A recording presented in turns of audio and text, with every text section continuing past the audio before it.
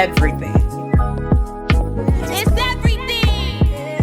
I'm everything. Welcome back to the Emajae Talks Everything podcast, where I talk politics, pop culture, and everything in between. I am Emajae, and I'm so excited for this week's episode of the podcast because we're going to switch it up a little bit.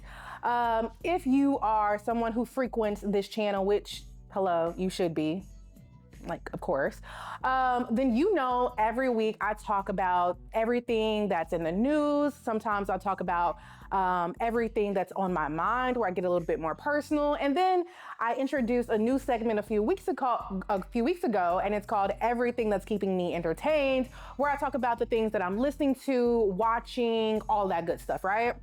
But I also want to dedicate some episodes strictly to things that I'm watching and reviewing shows that I find interesting and that I have a lot to say about. And if you remember back to episode 2, which you should definitely check out right here if you haven't already. Back in episode 2, I reviewed an entire series called Forever, which you can find on Netflix. Highly recommend checking that show out, and highly recommend checking out my review of that show. But it's been a while. We are officially on episode 15 of the podcast, and I realized it had been a while since I just dedicated an entire pod to what I'm watching. And what better show to review than season 9 of Love is Blind. So if you have watched Love is Blind already, then great, stay tuned. And if you haven't, also stay tuned, because regardless if you know what the details are or whatever, a lot of what I have to say applies universally, right? So we're gonna use these people as examples to have larger conversations, which is what we do on this side of, Beyonce's internet. All right, so with that being said, I'm really just gonna jump right into it, pull out my handy dandy notes. And also, I'm not about to waste y'all's time and mine reviewing couples that don't matter, right? So then just to throw them out there, we have the whole, love triangle between Patrick, Annie, and Casey. I'm not gonna go into that love triangle. All I'm gonna say is Annie and Patrick were supposed to be the match. Now, she ghosted for whatever reasons that she ghosted. We're just gonna leave that there. But we all know that Patrick got with Casey as his number 2 backup. He didn't really want her. And when Casey saw Patrick, she realized that she did not want to be with him. And I think it had a lot to do with how he looks, which I think he's a handsome man, but I don't think that she was into Asian men. And she should have been honest about that from the beginning. But again, I am not going into that love triangle. They are a very irrelevant couple within the whole grand scheme of things. Another couple that I just want to briefly mention and kind of move forward is Nick and Annie. Nick and Annie, to me, had no connection coming out of the pods. Not really sure why he proposed and why she said yes. There are some, conversations about whether or not Nick is actually into women and whether or not he was using this experiment as a cover-up. Now, I don't know. I don't know. I don't know. But what I do know is, what's her name? No, not Annie. What's her name? Is her name Annie too? I don't know. Whatever her name is, the one who's with Homeboy, she spent majority of this show with her hair looking a mess. And I'm not usually one to be like, oh girl, what's going on? But girl, she looked disheveled the entire season. And then I turn around and find out she's a hairdresser. Anyway, I want to move on to the main couples. Now, the way I'm gonna set this up is very simple. The whole premise of this show is figuring out whether or not love is blind. And I'm gonna tell you at the end of this podcast whether or not I believe love is blind. With that being said, every single couple that I'm gonna talk about has a major theme around them, right? Some of these couples were delusional, some of these couples were a disaster, and some of these couples really had issues that came down to making tough decisions. And so I'm gonna frame each couple as what their love is. And we're gonna start with Joe and Madison. Is Love is Blind? I'm not sure. But Joe and Madison's love was delusional, okay? Delusional. Here are my thoughts. First things first, when we meet Joe and Madison in the pods, I don't remember much. I'm gonna be honest. This was a really tough season for me to really get into, which is disappointing because I've watched every season of Love is Blind. It's only gotten progressively worse over the years. However, they are in Denver this year. And as someone who's a fan of Colorado, Denver, I was really excited to see what the dating scene was like, what the people were like. But it was a struggle for me to really get in this season. And I have to be honest about that. So when the pod episodes were going, I was watching, but I just couldn't. I don't really remember Joe and, what is this girl's name? Joe and Madison really connecting in a way that I thought warranted a proposal. But then again, how many of these proposals are warranted really in the first place? Exactly. But so let's fast forward. So they do the proposal. They, say, she says yes. They see each other for the first time. And they take their trip to Mexico. So if you don't know the premise of the show, that's how it goes. You're in the pods. If you meet somebody, you propose, they say yes, you can see each other, and then you go to the next phase, which is usually the trip, like the honeymoon celebration. So they're at this, they're in Mexico on the trip. They're with the other couples and they're meeting the other couples for the first time. People are drinking, having a good time, no big deal.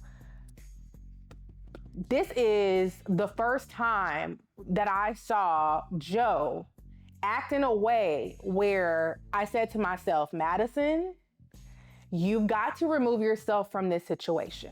You have got to leave this man alone because number one, he does not like you, okay? I sensed that from the beginning that I don't think that he was attracted to her, which is sad. She's a beautiful girl, but I don't think that he was fully attracted to her. And most importantly, when they were hanging out with the other couples in Mexico, he started to consume a lot of alcohol, okay? He was drinking. And drinking on this show is kind of a recurring theme that's gonna come up with other couples, but I don't necessarily think him drinking is inherently a problem. You're on vacation, you want, to take some shots, that's your business. But what I always feel when it comes to drinking in general is you are an adult. So you are responsible for your consumption of alcohol. You are responsible for your behavior while you are consuming alcohol. And that's just what it is. What we saw with Joe the night of that party was behavior that I personally found extremely alarming. He began talking to her disrespectfully. He began making just jokes that just were not the kind of jokes you would expect from your new man who you just, got engaged to. And so eventually she's had enough and they have a conversation and he's like, okay, well, I'm gonna go to the room. Mind you, in this conversation, he's still not fully seeing her point, which is you're acting out of character. You are acting like an asshole, really, right? But he excuses himself. He says he's gonna go to the room. Great. He goes to the room. I guess the party is over. So she stayed, because she asks, she says, do you want me to come with you to the room? Should we leave? Do you want me to stay? He's like, no, you stay here. So she's like, okay, then I guess I'll stay. So she stays. After the party, of course, she goes back to the hotel room. She's checking on her man. And he is, again, just acting really weird. And he's acting almost as if he wasn't just under the influence of alcohol. He was actually, in my opinion, acting as if he was under the influence of something else. Don't know what that is. However, I just felt like in that moment when I was watching the scenes between him and Madison, that his behavior, he seemed unpredictable. And he just seemed deranged. Like, if I can't have a conversation with you, like on a basic level of like, hey, are you okay? Do you need anything?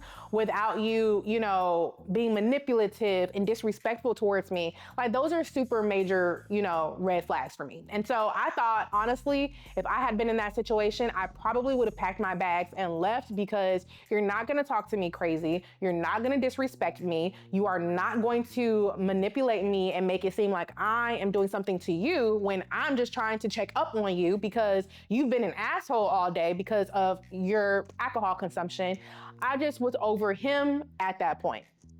And I was also surprised that she didn't leave, but she did not leave because what we come to find out is this woman is slightly delusional, right? That's why their love is delusional, because although that was the first thing that Joe did, that was not the last thing that he did that was a major red flag.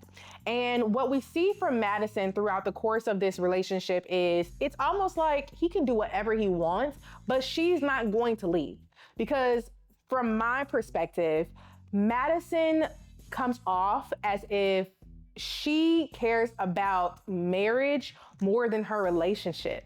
Now, a very interesting part of Madison's story that we find out early in the season is she is, I don't know what the condition is, but there is a high likelihood that within the next, you know, few years or so, she will be completely blind, right? She will lose her eyesight completely.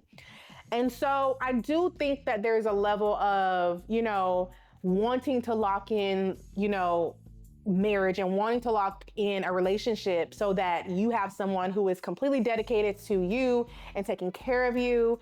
And I don't think that there's anything wrong with that. I think, though, that when you get to a level of, you know, desperation almost, you are willing to overlook signs that you shouldn't. And that's hard. It's not something, you know, that we should be judging her for. It's something that we should be observing and giving her grace for. But it was frustrating to watch, because at the end of the day, there's only so much that this man can do before it's just like, girl, do you have respect for yourself to say, I deserve better than that? And isn't that always the question? Isn't it? Let's also talk about, when it comes to Joe and Madison, I will say, I do feel like throughout the season, he was trying to communicate that he had questions about her, right? So there was a scene where they were in the kitchen and he wasn't being direct, which I think was the issue, right? Instead of just coming to her and saying, hey, I'm questioning this relationship because of ABC, he was just asking her like these like very broad questions like, are you not feeling concerned? Like, you know, it was just like, instead of just owning how he felt, it was almost like he was trying to push the ball in her court to like say that she was feeling any kind of way, but it wasn't working because, like I said, Madison was going to marry that man regardless. So hell could have been, you know, that apartment could have caught on hell. Wait, what? Could have caught on fire. They could have been going through hell. He could have done whatever, and she still was going to walk down that aisle. So his strategy of trying to put the ball in her court and make it, you know, so that she could be the one to call out the issues in the relationship, it was never gonna work. He was gonna have to be the one to say, hey, this is not working. And he eventually did. He eventually just was like, hey, I'm not going to take you to the altar, which I respect. I respect that he saved her, at least that. But it was frustrating to see Madison still, even with him saying, this is not gonna work out, we are not compatible, this is not where I want to be, she is still in that moment. Well, why? Why not? You're not explaining to me why we're not gonna work and all of this and all of this. And it's just like, girl, how many times does this man have to tell you he don't want you? How many times? Like, seriously, like how many times is it gonna take for you to understand he does not want to be with you?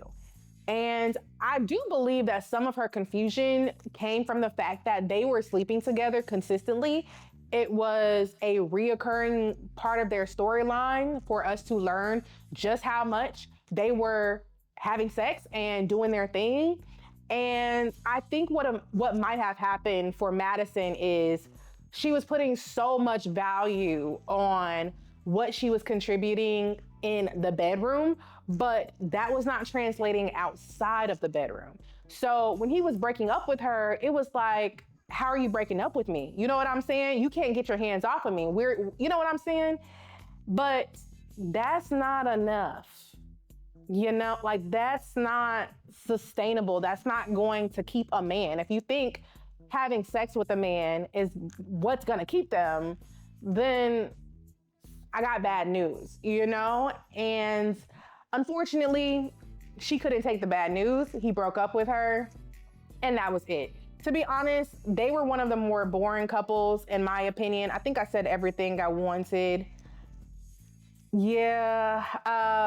Now, I don't really have much for Joe and Madison. I thought overall they were pretty boring. I think that Joe is a menace to society, and I think that Madison should really focus on just herself and really coming to terms about what it is that she wants, what it is she's willing to accept, and what it is that she's not. Because in that relationship, she put up with any and everything. And even up until the reunion, she was still talking about she didn't know what went wrong. And I'm like, girl, like how he was treating you wasn't enough, how he was talking to you, the way he talked about your body, you know what I'm saying? Like, he didn't like you.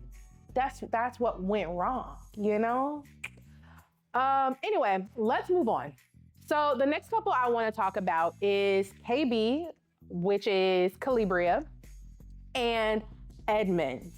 Now, let me pull up the notes because I feel like I need to handle this one with a little bit of care. So let me give you context on this couple. So Edmund, we learned early in the season that Edmund had a very tough childhood, right? He was in and out of foster care. He really did not have consistent parents or protection as a child. Edmund's personality is very big, okay? He's borderline obnoxious, if I'm being honest. When they were in the pods, they would show, clips of Edmund, and he would just be doing any and everything. Like there was one point he was making out with the floor.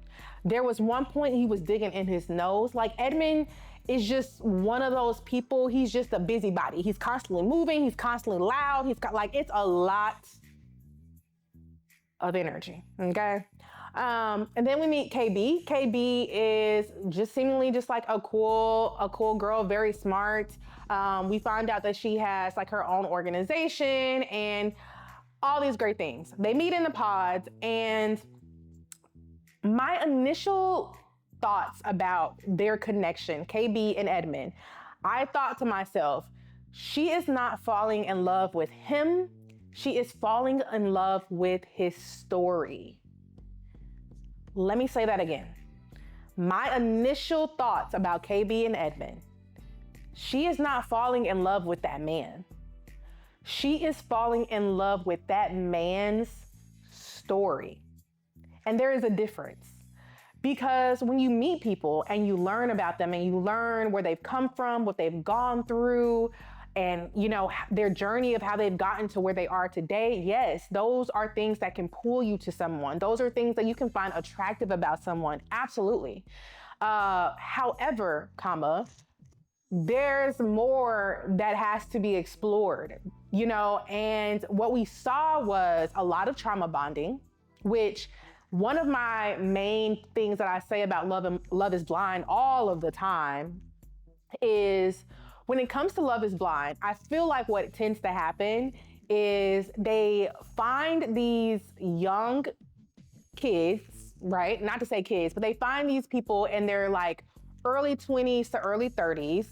And a lot of the times I feel like the people in these pods are for the first time in their lives taking times to reflect, just reflect on their lives, reflect on their traumas and their desires. And when you are in essentially a box, the pods, right, which is set up as essentially a box, and you're talking to someone, but you don't see them, it's set up almost as if you are in a therapy type environment, you know? So here's this person, they might not want marriage. They might be interested in finding, you know, someone, if it works, it works. Half of them are there for TV and endorsement deals, right? Half of them are just there because somebody reached out to them on Instagram. But for the first time, they're sitting down, no phones, no social media, no family, no friends, in this, you know, therapy-like environment, and they're reflecting, right? And so, yes, now you have people who are at their most vulnerable. Now you have people who are feeling emotions that are coming up, not because it's attached to the person on the other side who they actually have feelings for and are getting to know, but because they are for the first time experiencing these emotions that they have not addressed, and they are trauma bonding. Time and time and time again, season and season and season after season, we see that trauma bonding. And I think that's what happened with KB and Edmund. I think that Edmund really, really saw in KB someone who was a secure source of just like inspiration. And she was so good with her words and affirming him and making him feel seen and heard and safe and supported. And on the opposite side of that, again, KB fell in love with his story. And I'm not just saying that. If you look at the last episode, when they were at the altar, that's all she kept saying. Your story, your story, your story. And I noticed she wasn't saying you, because at the end of the day, your story is a part of who you are, but it's not all that you are. So I knew immediately that this relationship was not going to work. I also knew that the relationship was not going to work because Edmund was not KB's type. Like, it was very clear that he was not her type. KB described that the kind of man that she wanted was someone who made her feel safe and secure and protected. And I don't know how she got from Edmund that he was going to provide that for her. In the pods, okay, but it became immediately apparent outside of the pods that that wasn't gonna happen either.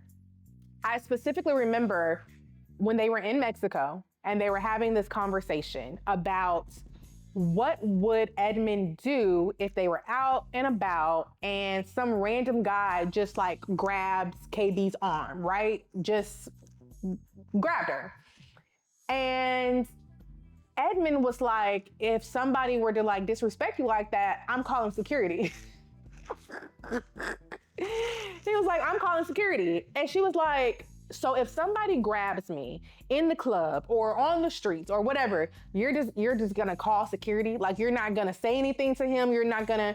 And I'm gonna be honest with you guys, when he was saying, you know, what he was saying about, I'm not going to do anything to escalate the situation, I'm gonna call security, I wasn't completely upset with that, right? Because at the end of the day, people are crazy. You know what I'm saying? People crazy. And if a man were to grab me when I'm out with my man, I wouldn't look at him crazy if he was like, security, come get him. As long as you do something, right? As long as you take action, I'm not gonna look at you crazy. With that being said, I also understood where KB was coming from, which is like, you're not even gonna speak to the man. Like, you're not even going to say anything, because let's be real here, right? Let's just keep it a buck. All women want to feel safe. All women want to feel protected by their man. All women want to feel like, if I'm stepping out with you and something were to happen, I am in the presence of someone who is going to make sure I am good across the board. And I don't think that Edmund is the kind of man who would show up for her and protect her in the way that she wanted to be protected. And that was very obvious. I also don't know monetarily what he does for a living, but in that same conversation, KB was talking about how if she had to be the breadwinner, she would be the breadwinner. I'm not here to give my opinion on how I feel about that. If you want my opinion on how I feel about that, please refer to previous episodes. However,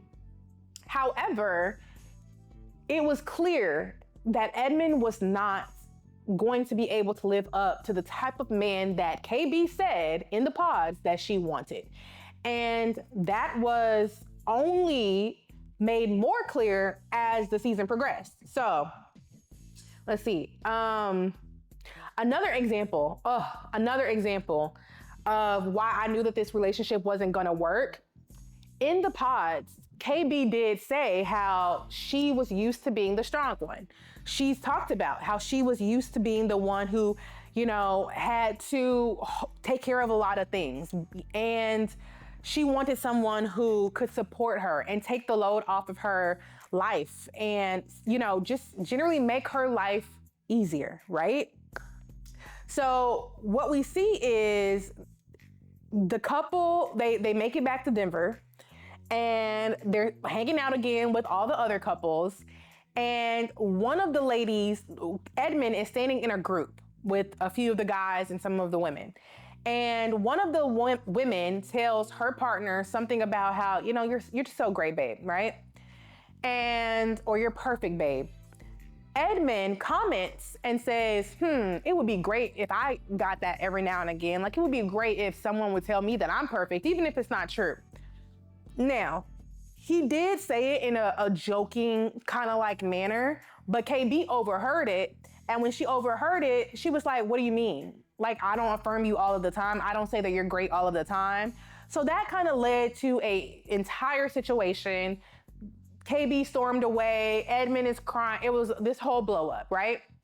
We could come to find out that even though the blow up happened at the party, all of the chain of events that led up to the party contributed to the final blow up, which means there were things happening off camera that we did not see. All we saw was KB finally blow up at Edmund for what seemed to be a joke. But I'm on her side, and let me tell you why. We learned from KB in the next episode that before the party, she was getting things, ready. It was a cowboy themed or a Western themed get together with all of the couples. And I think she said she was like coming from work. She, was doing this over here. She also was trying to get, different accessories for their costumes for the gathering. She hadn't ate yet. All of these things are going on. She's trying to get home so that she can get changed and that they can head out. She calls up her man. Ring, ring, ring. Hey, babe, I got a lot going on. Do you mind running up the street to Ross and picking up some belts and some last minute accessories for our outfits? I'll meet you at home because, I'm running behind. I'm trying to get all this other stuff. Can you just do that one thing? This man who is sitting at home doing nothing tells her, nah, I ain't gonna be able to do that. I don't wanna be late, so no.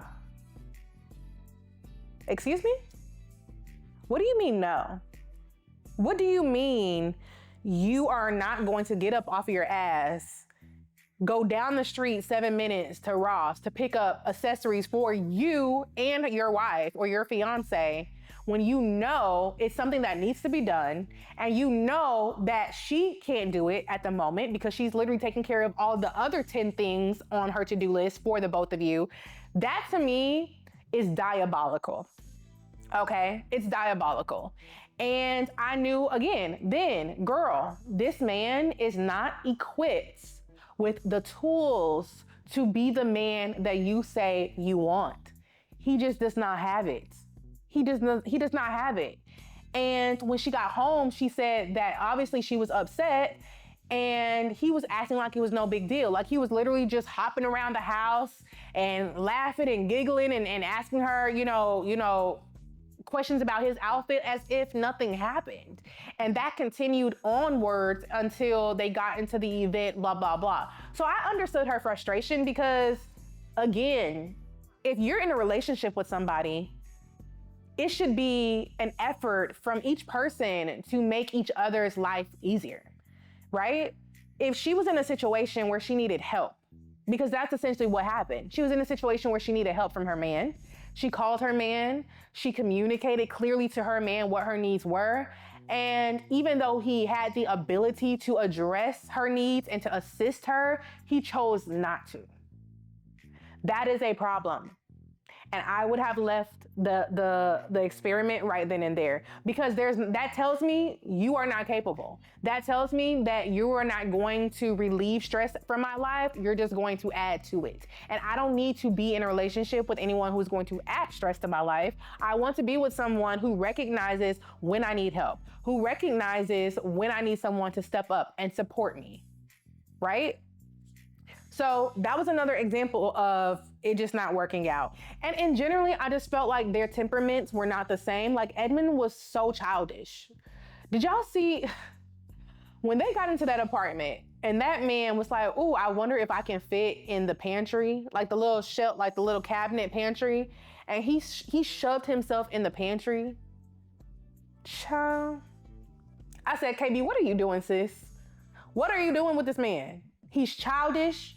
He's not gonna protect you. He's not gonna provide you. He's not gonna relieve stress from your life. You are still in this relationship because you fell in love with his story, but you have ignored the fact that you are not in love, nor are you compatible with the man."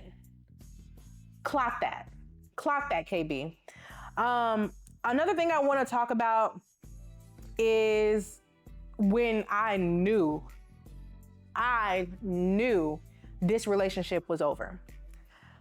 They went on a mountain. I don't know. They were hiking or something. I don't know, child. They was on a mountain.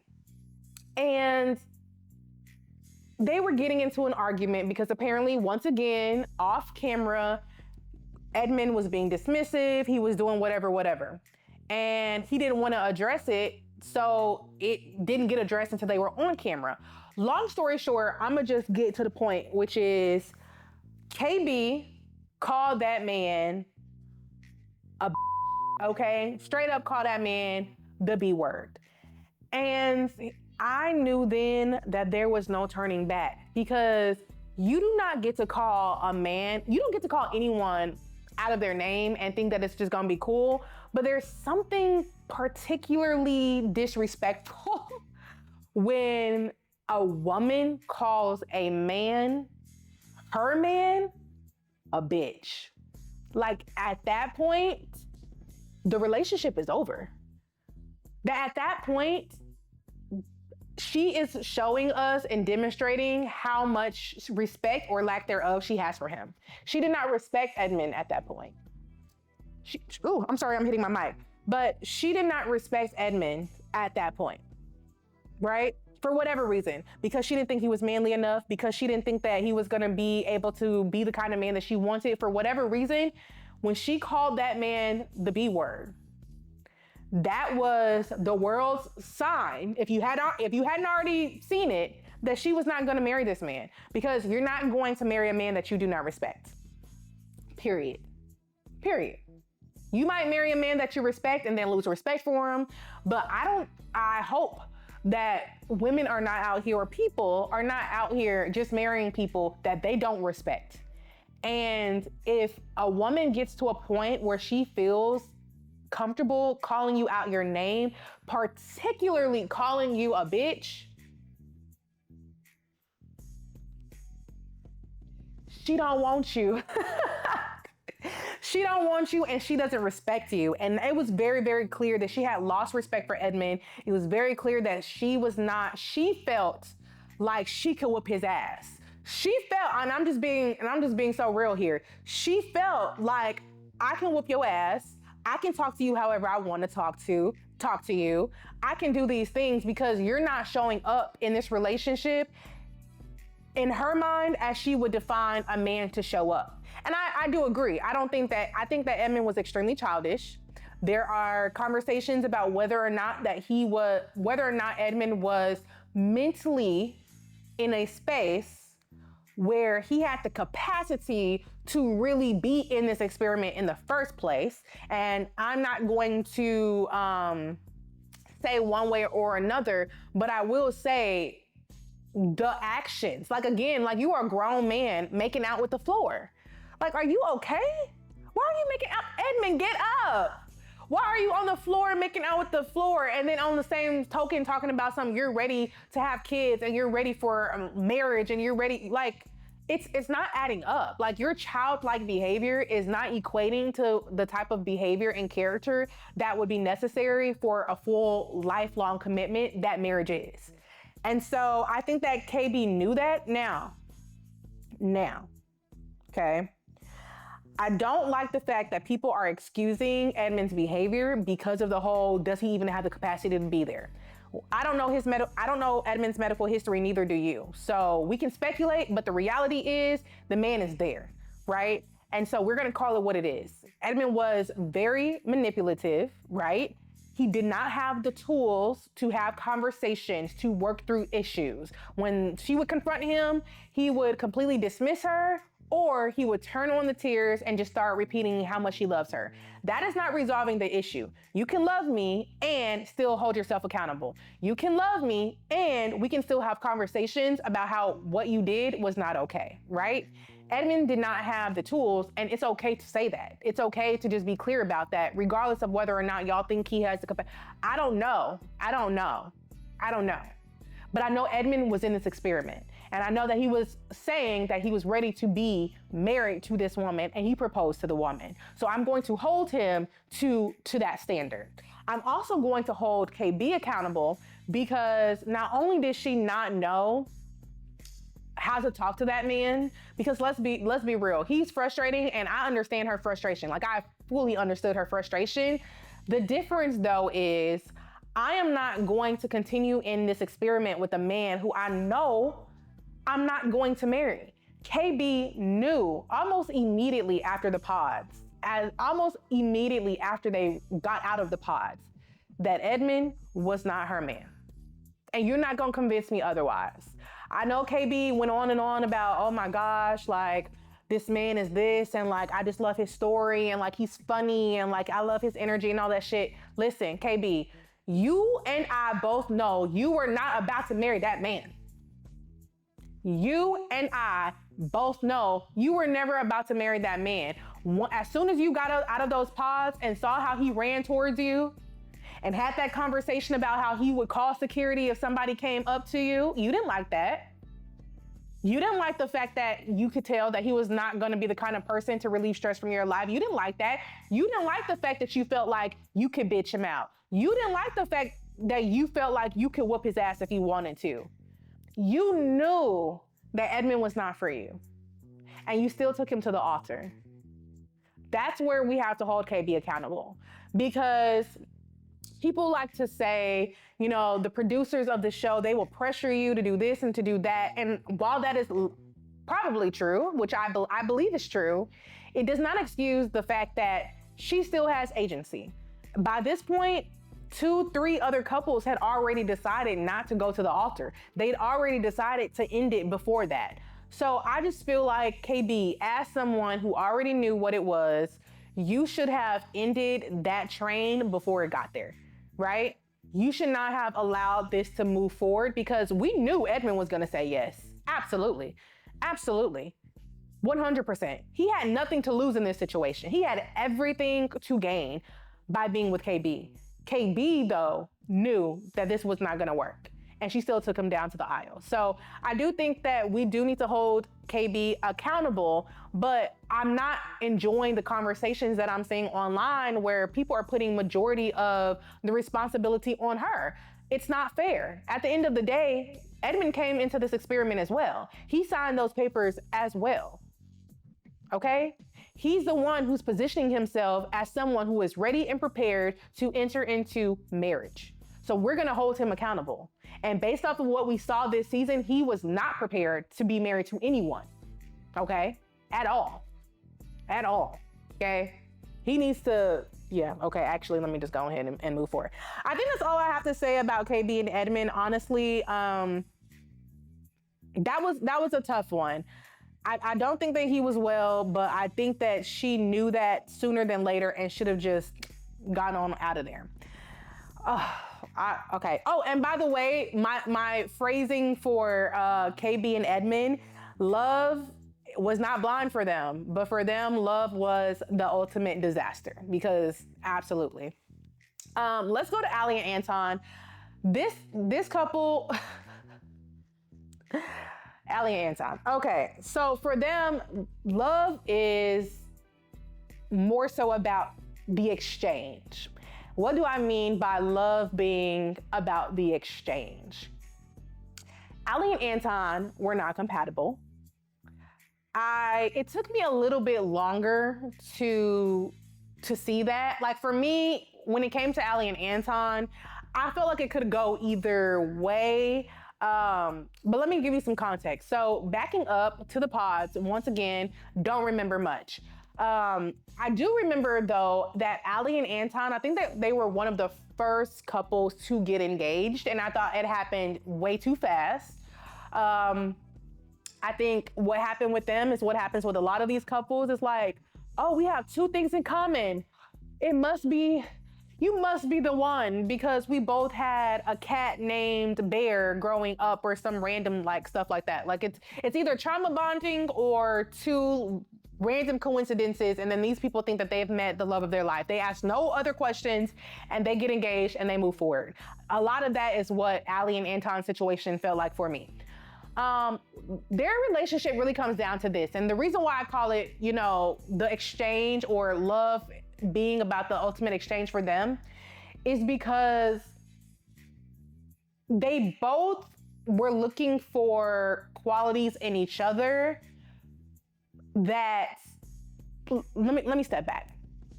Anton really liked Allie because she was gorgeous.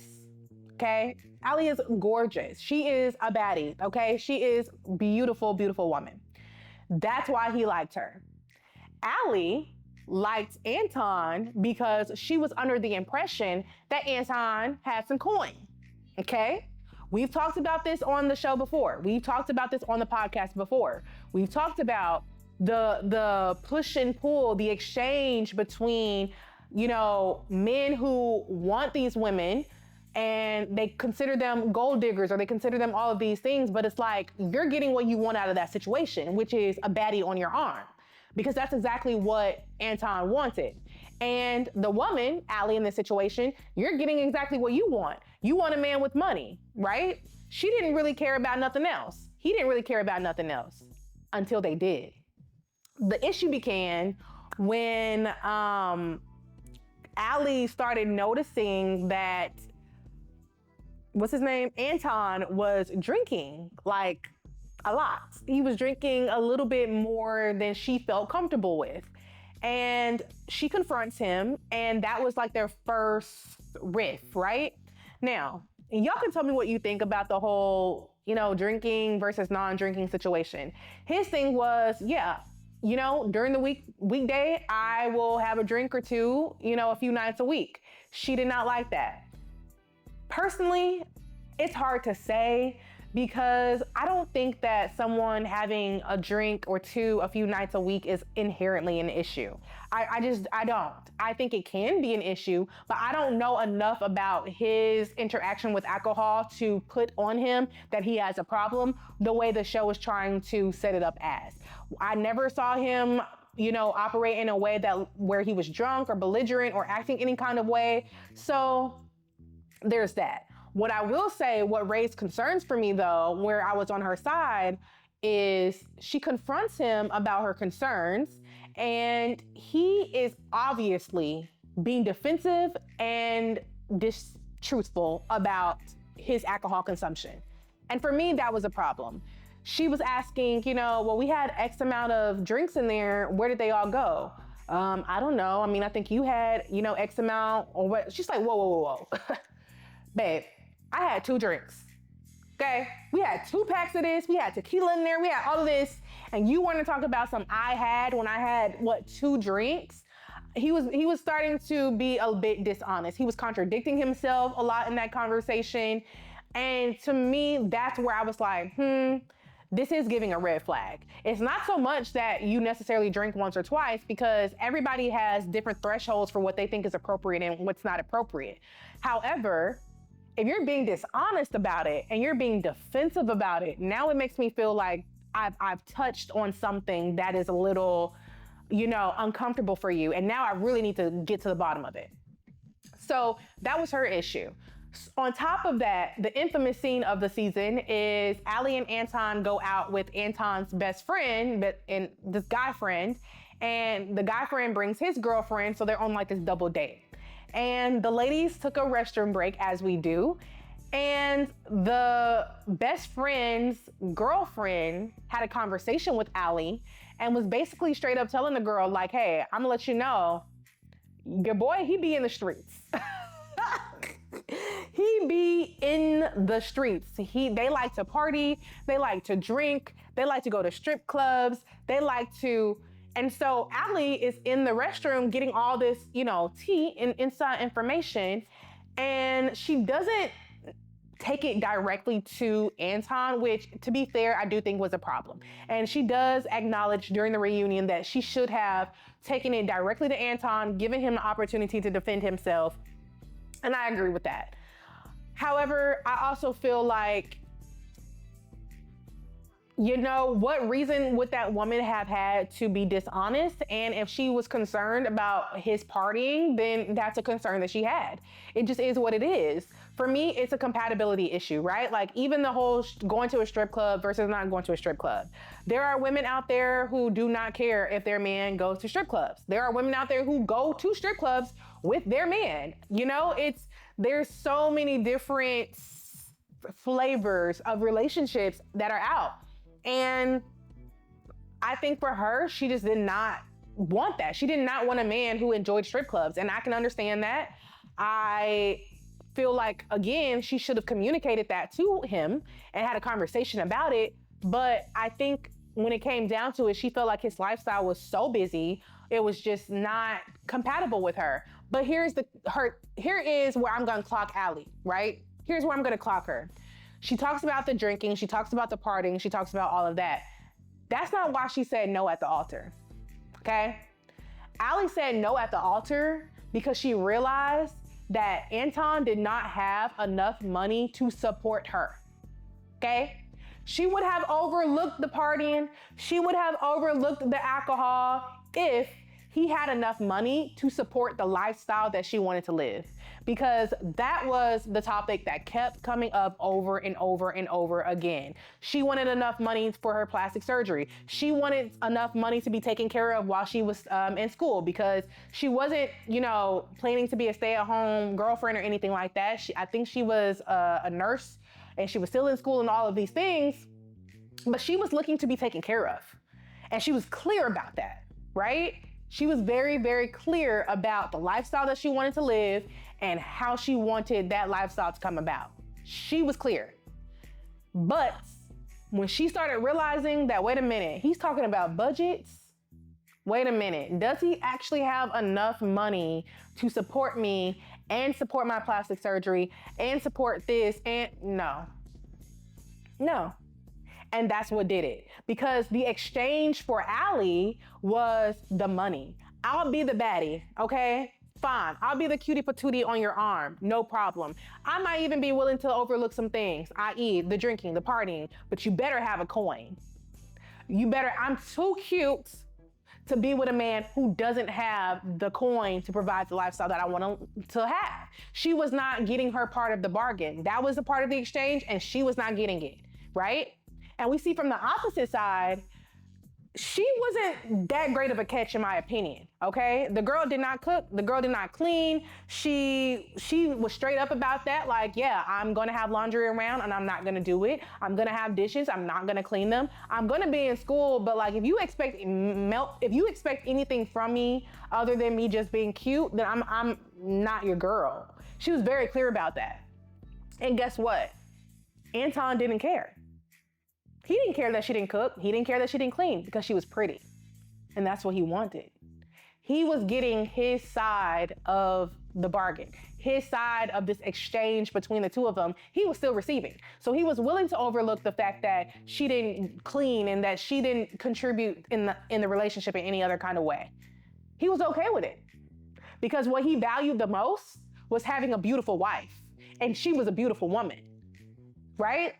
So that's why for this entire, relationship, for me, it was a little more difficult to figure out whether or not they were gonna make it or not, because they were both willing to overlook a lot of stuff that normally you and I would be like, probably not, but they were willing to overlook it because she had the looks and we thought he had the money. And when she realized that he didn't really have the money that she thought, she said, I don't have to deal with this. If I'm gonna deal with somebody who drinks and goes out and all these other things, the least I can do is cry in my Mercedes. The least I can do is cry in my penthouse. I'm not about to be crying over this man and he don't even have enough money to support me. That was the downfall of this relationship, in my opinion. And another thing, would y'all have believed the girl in the restroom? So let's say this is you're out with your man, you're on a double date, you head to the ladies' room, and y'all are talking, and this woman who you've never met before, she tells you all this stuff about your man. How do you handle that? I want to know, because the girlies are having the conversations online, and some people are saying like, she just met the girl, so like, why would you take heed to this information about someone when you don't even know who this girl is? And let me tell you something. Let me tell y'all something. I'm a girl's girl, okay? I'm a girl's girl. I am not going to dismiss what this woman had to say, because at the end of the day, what reason does she have to be dishonest? You know what I'm saying? This is not a man who wants my man. At least it didn't come off that way, right? She's literally with which don't be meaning nothing these days, child. It really don't be meaning nothing. But for all intended purposes, it doesn't seem like she has any intention of getting with Allie's man. So that's off the table. She is, pretty present in terms of their relationship, because she said that her man be out with him. So she knows their habits. She knows their lifestyle, right? If anything, Anton has more of a reason to be dishonest about his lifestyle, because at this point, he already knows that Allie feels a little bit away about drinking and things like that. So if anybody has more of a reason to be dishonest, it's the man in this situation, not the woman. I'm not saying that Allie should have just completely taken what that woman said for face value. As I said before, I think she should have taken that information, held it in her pocket, kept it in mind, but also given him an opportunity to deny it or explain himself, something, but to me, that's not information that I'm disregarding, because the people who know you best are the people who are around you the best. And I want to hear, what do your friends have to say about you? What do your family have to say about you? These are people that know you even better than I do. So why wouldn't I consider their thoughts and opinions about your behavior and take that into consideration? I think that the girlfriend who gave Allie that warning is a girl's girl. And I think that women should look out for other women just like she did. If you know that this guy ain't ish, or that this guy has some ways, listen, I was here for it, okay? But that's it for Anton and Allie. I really want to get to the couple, who for me,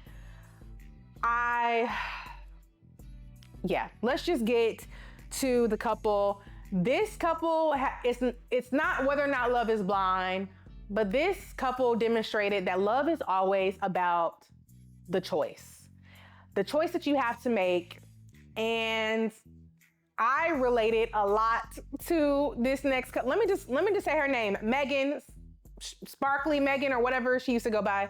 So for context, Megan's situation was really interesting to me, and I feel like I related to Megan in a lot of different ways. She's a successful woman. She cares a lot about her career, and she has now gotten to a point where she is really ready to lock in, find her man, get married, do all of the things. But it has been difficult because, as she explained, a lot of men find her intimidating. They find her lifestyle intimidating. She started a tech startup or something like that. So my girl has some coin, okay? And she explained that can be intimidating when she's dating. It can just be, tough. Megan's story on this season resonated because she found herself in like the ultimate dilemma. So she had two people on her radar. On the one hand, she had Jordan. Now, Jordan was kind of the underdog in this love triangle because he was a single dad. He wasn't an underdog because he was a single dad. He was just an underdog because he was not Megan's go-to type, right? Like he is a single father. He talks about all of the time in the pods how, he lives a simple life. He wakes up, he goes to work, he takes care of his kids, rinse, recycle, repeat, whatever. And that's his life. He's like, I live in a 1-bedroom apartment with my son. There's not a lot more to it. It's really like that is the life. And Megan, I think, heard him, but she didn't hear him, okay? I'm gonna just put a pin in that. Go to the other guy. Megan's other connection, I can't remember his name, I'll put it right here. Her other connection was someone who was more like the type of man she would normally go after. This man obviously had a little bit more coin. His lifestyle seemed a little bit more on par with hers in terms of the way he likes to travel and the flexibility in his schedule and all of these things. The problem with, I should look up his name. Let me look up his name because I'm about to be saying it quite a bit because I gotta get him. I gotta get on him. Megan, Jordan, and Brandon. That was his name, Brandon. Yes, okay. So Brandon, just popping in to say that man's name is not Brandon. I think I was just looking down too quickly, but the guy I'm talking about, his name is Mike. So Megan's two options were Jordan, the single father, and Mike, the man with the coin. So when you hear me saying Brandon, here on out, just know I mean Mike. Is the one who's more of Megan's type. And the problem with Brandon was he was kind of an asshole. Like, honestly, he was definitely manipulative in the way he would maneuver the situation. Brandon obviously is the kind of guy who doesn't get told no often. It was very obvious that he felt like there was no competition. Like, this is the woman that he wanted, and he didn't see anybody as any kind of competition. When he found out that Megan was also having a connection with Jordan, the single dad who lives the quote unquote simple life, he was like, oh, really? Like, okay, like he was so arrogant. Like, in his mind, he couldn't process the fact that there was a possibility that it wasn't gonna work out with him and Megan, that there was a possibility that she would choose somebody else. That was never a concern until she was like, actually, you should be kind of concerned. I'm genuinely developing feelings for Jordan. And her dilemma really came down to, do I go for Brandon, who is my type, who he has the money that I have, he moves around the way that I move around, but he's definitely a little bit of an asshole. He's definitely a little bit manipulative.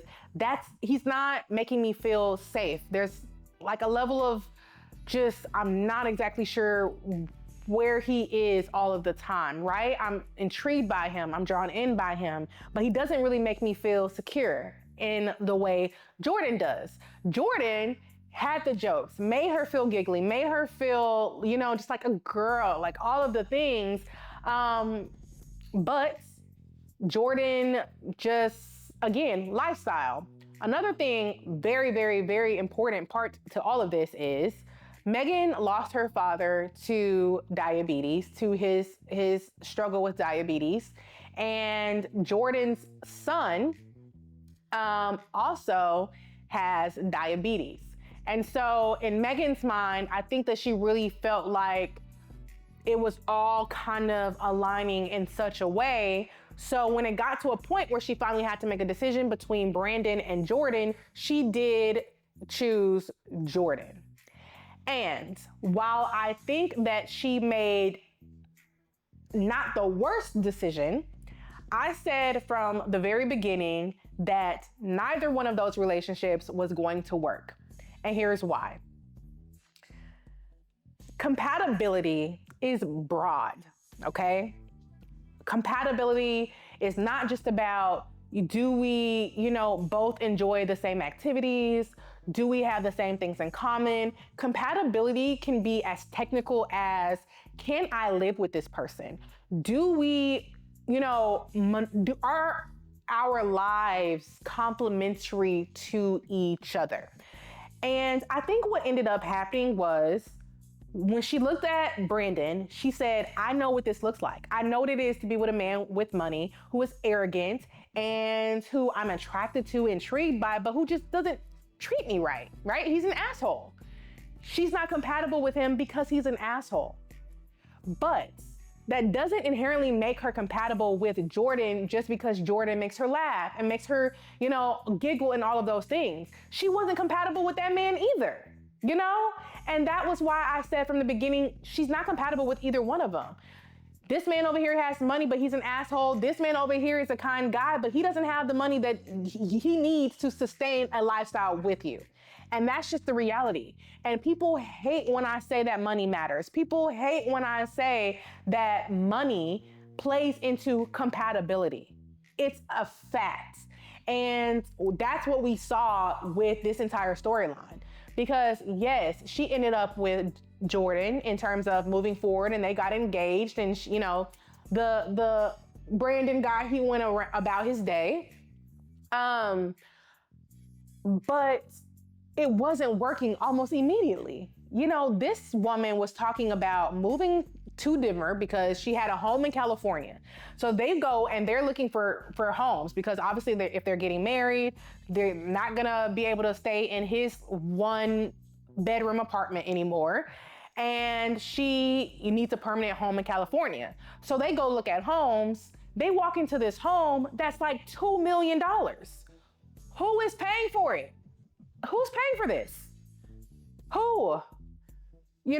He's obviously uncomfortable looking at this house because he's like, how am I gonna go from a 1-bedroom apartment that I have with my son to a $2 million home?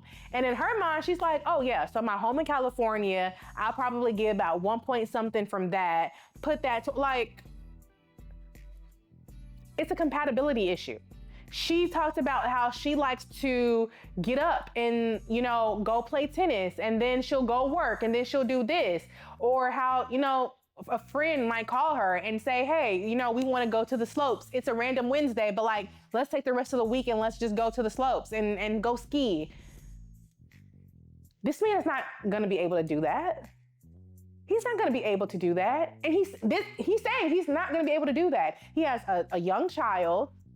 And financially, that's just not where he's at with it. And he doesn't want her to pay, right? He's saying this. He doesn't want her to pay because he doesn't want to feel like he's being taken care of, which I respect. Okay, so what does that mean? She wants to do these things. She could pay for him, but he doesn't want that, which means what? She's gonna have to do it herself. And that's not gonna work either, because the whole point of being in a relationship is experiencing life, experiencing things that you love and enjoy with the person that you love and enjoy. And if he's not going to be able to travel with her, to go to these restaurants, to move around the way she wants, to do these things and live life with her because of financial reasons, that is a compatibility issue. And I just wish that we could just have more conversations without the judgment, without all of the added shit, and just be real about that. It's okay to say that. You know what I'm saying? It's okay to say that, yes, Jordan was a good guy, but they were not financially compatible. Money is one of the main reasons why people divorce, right? That's a fact, right? It always comes down to money. How people deal with money, how people treat money, people's relationship with money, whether people have money or whether they don't. A lot of it goes back to it. So for us to ignore that and how that shows up in people's lifestyle, I think is a problem. And I think that she really, really wanted to try this different way, the way that society tells women with resources that they should do, you know, like, you know, it's not all about the money. No, it's not all about the money. Absolutely not. If it was all about the money, then she would have been just fine with Brandon. But Brandon was not a good guy for her. He was manipulative. He did not make her feel safe. He did not make her feel seen. He was extremely arrogant. But if it was all about the money, then she could have been over there and she would have been miserable too, right? So it's not to say that this is all about the money, but it is to say,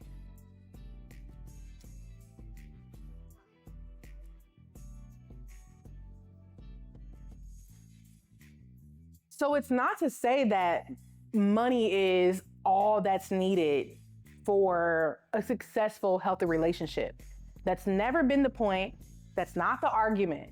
The argument is we can't ignore how money does play a role in relationships, especially when money and finances is like top of the list as to why people are divorcing. If we're not gonna be real and have these conversations in advance, it's gonna only lead you to situations down the line that are gonna be inevitable.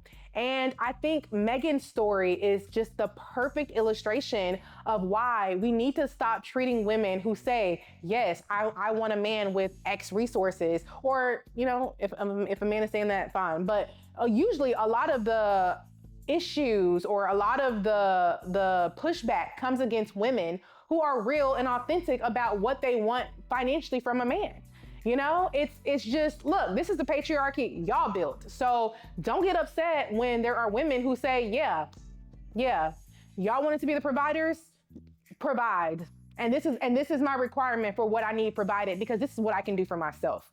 And I think when we get into these, you know, situations on Love is Blind and you see how it kind of plays out into the real world, I just really felt like Megan's was a perfect example as to why it's not a situation where it's like, it's only money that matters, because then Brandon would have worked, but it's definitely not a situation where we can ignore the value of money in relationships, or else Jordan would have worked. Neither worked, because compatibility is broad and it all matters. It all plays a part, right? And another thing that I didn't like about the whole Jordan situation is I don't feel like Jordan compromised much on anything. You know what I'm saying? Like, I feel like he was very much, this is what I am, this is the life that I live, there's nothing else. And there are compromises that he could have made that had nothing to do with finances. For example, Megan had a conversation with him about the fact that he like doesn't talk. She fell in love with him through conversation. They didn't see each other. They had nothing else to do but to talk. And his whole thing was, listen, when I get home, I'm tired. Okay. I ain't trying to talk about what happened at work. I'm not trying to recount my day. I like to come into, you know, my home. I like to sit in silence. And she wasn't cool with that because she wanted someone who wanted to recount their day. Now, do I think that there's validity to both? Sure. Do I think that there's validity into being like, hey, babe, sometimes when I come home, I am so tired. Like, let's just enjoy each other. Like, let's just enjoy being in each other's presence without the full Oprah length interview about my day, okay? That's fair. I also think it's fair for your partner to want to recount their day and conversate and all of those things. So again, it was a compatibility issue, but even on that one non-monetary issue, right? He was unwilling to compromise. For him, it was like, I'm gonna be quiet and that's just what it is.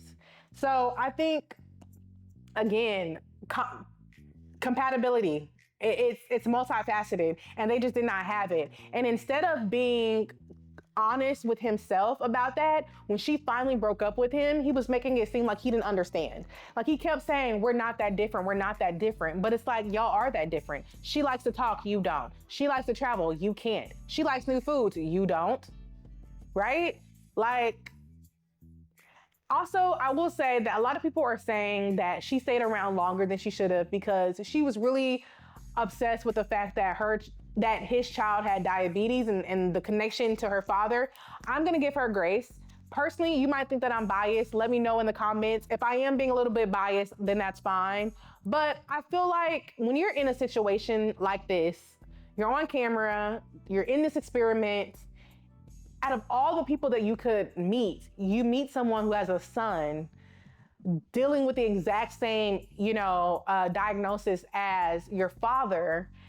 I can see how in her mind, she feels like that is, a connection one way or the other. Let's also keep in mind that we know Megan is a very spiritual person. And we find this out because when they're talking about different homes, she talks about how she takes the numbers of the address and, like, depending on the number, she considers whether or not that's a good place for her to be and all this kind of stuff. Again, he did not take what she was saying to heart. He looked at it like, oh, that's some, like, whoopsie daisy, la la kind of stuff. But you could tell to her, she cared about it, right?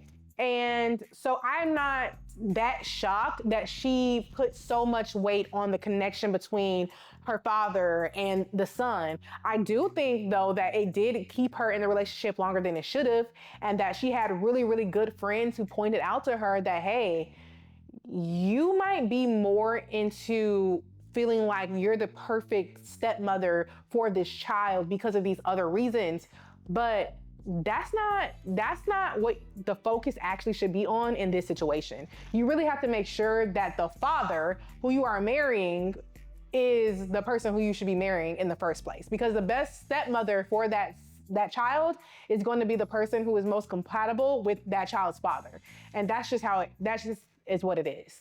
And so, yeah, I really, really enjoyed her storyline. And come to find out, so I watched the reunion, and even though that they didn't last, she ended up 90 days later getting pregnant by another man and has a new child. Listen. Shout out to my girl Megan. Okay, just shout out to my girl Megan. And that's it. Those are all of the couples I wanted to talk about. Like I said, whether is love is blind, I don't know. I think that Joe and Madison's relationship demonstrates that love is delusional, because Madison spent that entire relationship being delusional about the fact that this man did not want her. And she was willing to put up with any and everything the entire time simply because she wanted marriage, not the relationship, not the man. And that is delusion. Love is sometimes a disaster. And we see that with KB and Edmund, because Edmund should not have been on that show. He does not have the capacity. He does not have the tools. He is completely childish and was never going to be the man that KB knew she wanted. KB knew that from the beginning. And instead of releasing that man back to, the streets or back to wherever he came from, she stayed in it because she fell in love with his story and not the man that he was. Allie and Anton, man, love is about the exchange. It's about the bargain. What are you gonna bring me? What am I gonna offer you in return? And is that enough to sustain? Is that enough for me to overlook all of these other things? Anton was getting what he wanted out of the exchange. He was getting a beautiful woman, and he was willing to overlook the fact that she didn't bring nothing else to the table, right? He was willing to overlook that. She, however, was in it for a man who was going to be able to take care of her. And when she saw that, I don't think he gonna be able to take care of me to the way that I want to be taken care of, she was not willing to overlook all of the other things that came along with him. She was not getting the part of the bargain that she intended, and so that's why that didn't work. And then we have love is always gonna come down to a choice. And sometimes, as we see with Megan, you have to expand your choices beyond what is readily apparent. She felt like her choices were between Brandon, the guy that she always goes to, but he was an asshole with money, or the other guy who made her giggle and who was just a kinder, good guy, but he didn't have the lifestyle that was compatible with hers. Had she taken a step back and really, really dug in, she would have realized that it wasn't one or the other. She could have always chosen herself. She could have always chosen to remove herself from the experiment because neither one of them were going to work for her. Neither one of them were compatible with her. She had another choice that she could have made. She made the one that she felt was, doing something different, and I respect her for it because I understand how she landed there. But I did call from the beginning that neither one of those men were going to work. And yeah, that's what love is. But love is definitely not blind. And I don't know how many people are still watching this show trying to figure out whether or not they think love is blind or not. But I've never thought that love was blind. I'm gonna be honest with you. I don't think that love is shallow. Love encompasses so many different things, and I could have an entire episode on love. I really, really actually could. But no, I don't think that love is usually blind. I think even if you fall in love with somebody behind a wall, right? When you see that person,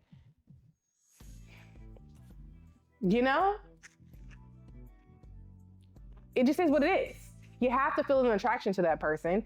And not only do you have to feel an attraction to that person, but when you experience them and being around them, that adds layers to this as well. You know what I'm saying? Like, it's one thing for me to fall in love when there's nothing at stake, when we don't have access to our phones in the real world. But when we really lock in and we say that we want to do this, are you my person and am I your person? And the only way to know that is to really be around that person, to experience them, and to do it for longer than the period of time they do for this show. That's another thing that I'm not going to get into.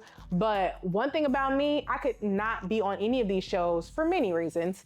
But one of those reasons being, I could be head over heels in love with you and I would never say no to an engagement after a week or two. It will never happen. It will never happen. It takes 30 days to 3 months for you to identify a narcissist. So what am I gonna do in the first 2 weeks? We still got 2.5 months before I can even, you know what I'm saying? So Love is Blind has progressively gotten worse. I continue to watch it just because I think that it's a great way to examine dating and relationships and people and all of the things. So I continue to watch. I hope that you enjoyed my review of this season and my review of the couples. If you have any opinions, I'd love to hear them. If you disagree, I'd love to hear that as well. And most importantly, if you haven't already, make sure that you like, comment, subscribe, do all of the things so that you can stay in touch for the next time that I post. With that being said, thank you for watching. Take care of yourself. Talk soon. It's everything. I'm everything.